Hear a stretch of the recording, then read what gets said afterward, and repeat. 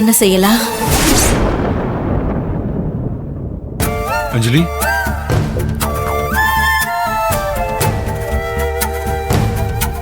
யாருமா போன்ல? ரஞ்சிதம் பாட்டி. ஓ, என்ன சொல்றாங்க? உன்னை நினைச்சு ரொம்ப கவலைப்படுறாங்களா? இல்ல, சந்தோஷப்படுறாங்க. சந்தோஷப்படுறாங்களா? ஆமாப்பா, இனி என்ன பாத்துக்க அத்தை இருக்காங்கன்னு சொல்லி ரொம்ப சந்தோஷப்பட்டாங்க. அவங்க சொன்னது உண்மைதாம்மா.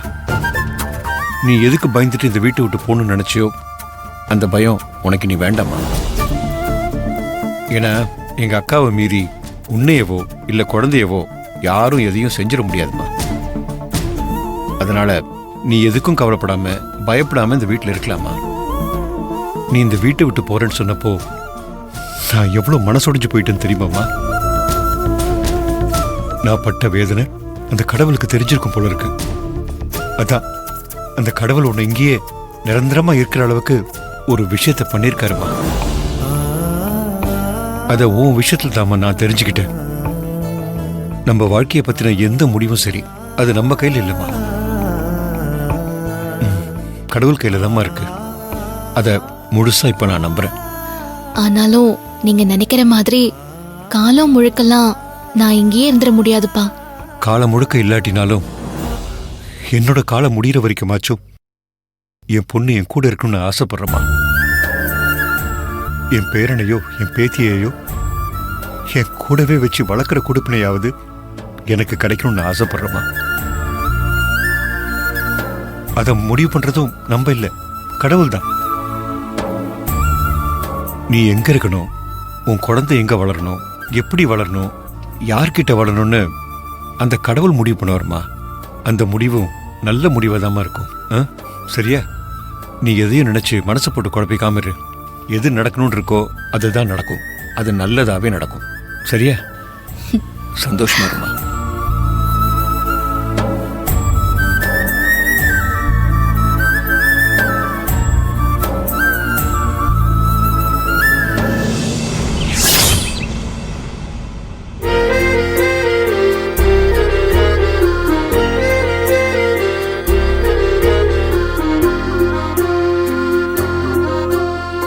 ஆனந்த யாழை மீட்டுகிறாய், அடி நெஞ்சில் வண்ணம் தீட்டுகிறாய், அன்பெனும் குடையை நீட்டுகிறாய், அதில் 1000 மழை துளி கூட்டுகிறாய். இரு நெஞ்சம் இணைந்து பேசிட உலகில் பாஷைகள் எதுவும் தேவையில்லை.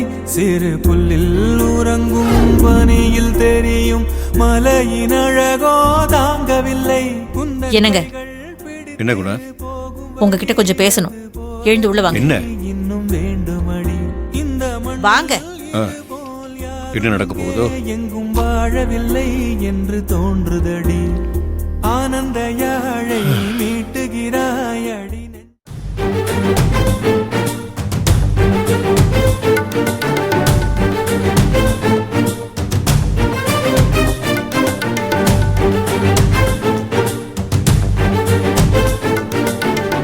சொல்லுங்க. ஏங்க, இந்த வாட்டி கல்யாணத்தை பிளான் பண்ணி நிறுத்தினது யாருன்னு தெரியுமா? யாரு? நம்ம மாப்பிள்ளை தாங்க. ஏய், மாப்பிள்ளைய இத்தனை நாளா அஞ்சலி மேல பழி போட்டுட்டு இருந்த, இப்ப மாப்பிள்ளை மேலையும் பழி போட ஆரம்பிச்சியா?